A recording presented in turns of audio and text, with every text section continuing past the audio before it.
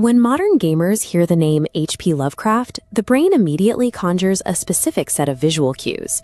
We expect to see writhing tentacles, a surplus of unblinking eyes, and the presence of forbidden books that promise to drive the reader toward insanity. In the world of the Elder Scrolls, the Daedric Prince Hermaeus Mora acts as a perfect vessel for these tropes.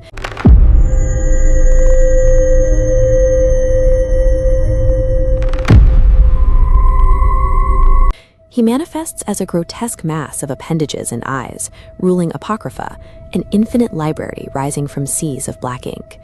Because his character revolves around hoarding secrets and navigating a non-Euclidean library, there is a general consensus that Mora is the franchise's definitive cosmic terror. He looks, acts, and speaks like he was pulled directly from a pulp horror novella. But there is a distinction between the aesthetic of a squid monster and the philosophy of cosmic horror. The latter is built on the realization of our absolute insignificance, the fact that we exist in a vast, uncaring universe, governed by forces that would not even notice if our reality vanished. Seen through that lens, Hermaeus Mora is just a standard fantasy demon who happened to choose a very specific wardrobe. To find the actual cold dread of the unknown in Tamriel, we have to look past the recognizable gods. Hermaeus Mora fails to achieve true Lovecraftian status because he is too easy to categorize. He possesses a definable personality, clear motivations for hoarding knowledge, and a realm that follows navigable rules. He interacts with mortals through conversation, offers bargains, and provides specific tasks in exchange for power. He is an entity we can negotiate with, which makes him understandable to the human mind. The lore explains that the various realms of Oblivion are just raw chaos that has been shaped by the will of a prince.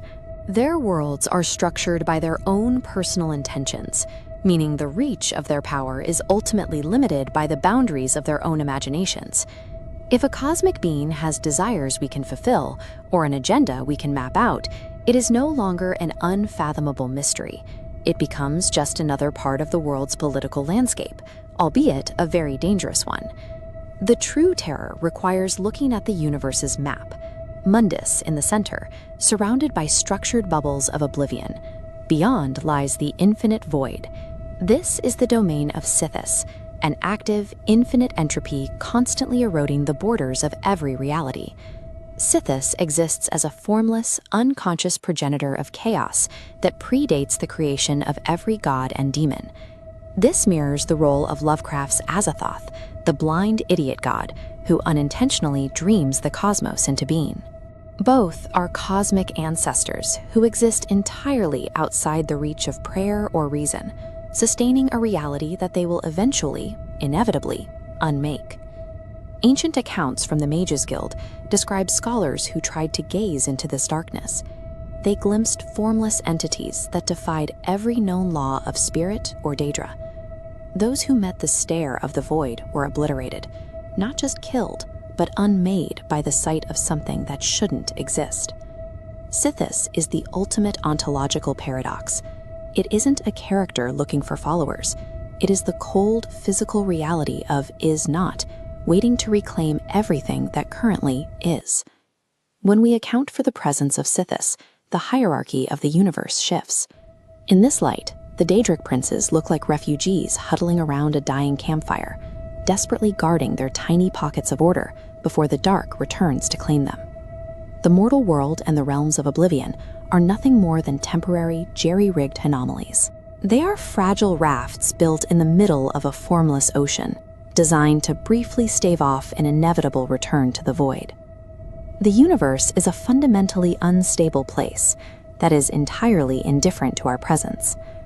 The howling abyss of the void has no knowledge of our heroic quests or our civilizations, and it will continue to exist long after they have dissolved back into the chaos. While Hermaeus Mora provides the aesthetic thrill of a dark secret, Sithis embodies the actual mechanics of our eventual erasure. One is a monster we can fight, the other is a law of nature we can only hope to delay. The deepest dread in the Elder Scrolls is the knowledge that our existence is just a fleeting mistake. Sithis, the infinite, uncaring abyss, is the only permanent truth.